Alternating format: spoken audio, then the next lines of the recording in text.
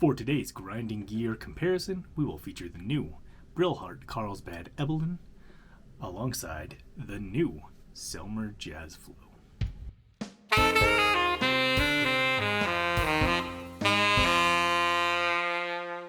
Let's jump straight into comparing the characteristics of these two mouthpieces. First, the Selmer Jazz Flow. This one is a 7-tip opening, which measures .0805 on my scale. It is named after the Selmer Airflow, which was made in the 1950s. However, this is a much more modern design. These are created with CNC machines, or as Selmer calls them, digitally controlled facilities. It is made of ebonite, which is a hard rubber material, and you can definitely see the machining marks from the CNC machine on the baffle and sometimes the rails. Moving along to the Brilhart Ebolin, this one is also a 7-tip opening, but this one only measures .0775 on my scale. It is hand finished and inspected at the Selmer facility where these are made. That includes being made 100% in Elkhart, Indiana, including the plastic polymers. These are very clean looking, hand polished, and smooth. With that, let's check out how these two sound.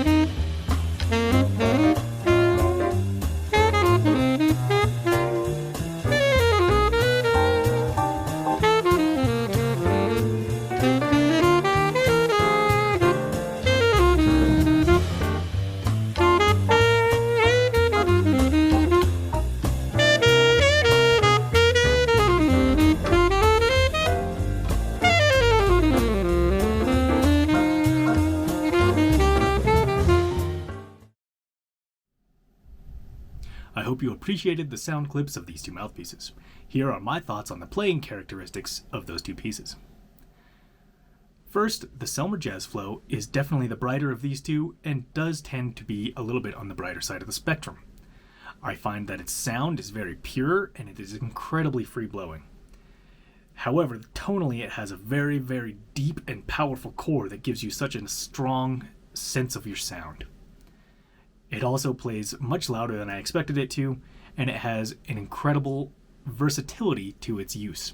I think that this mouthpiece would fit almost any genre of music.